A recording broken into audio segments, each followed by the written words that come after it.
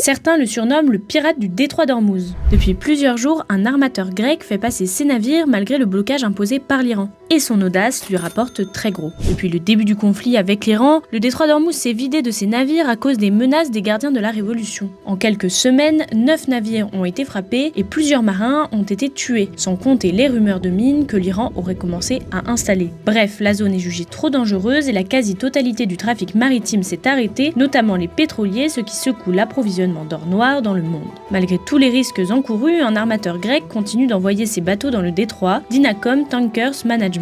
L'entreprise a fait traverser 5 de ses pétroliers de nuit. Pour éviter toute attaque, les équipages ont coupé leurs transpondeurs, ces appareils qui permettent de suivre en temps réel les navires. Certains de ces pétroliers fantômes étaient chargés en pétrole en Arabie Saoudite et en route vers l'Inde. Derrière cette prise de risque, George Prokopiou, un milliardaire grec de 79 ans. Avec la guerre, le prix du transport de pétrole brut explose. Pour les très grands pétroliers qui empruntent cette route, on dépasse 500 000 $ par jour, du jamais vu. Résultat, ceux qui osent entrer dans la zone de guerre peuvent imposer leur prix. Et c'est exactement la stratégie de George Prokopiou. Entrer dans le golfe Persique quand tout le monde se retire, charger et repartir avec une énorme prime de risque. Dans les situations de crise, cette stratégie n'a rien de nouveau. Dynacom avait par exemple continué à transporter du pétrole russe sous sanction. C'était légal, mais beaucoup s'y refusaient. Dynacom fait donc un pari qui peut rapporter gros, mais qui repose entièrement sur des équipages prêts à naviguer sous la menace des missiles.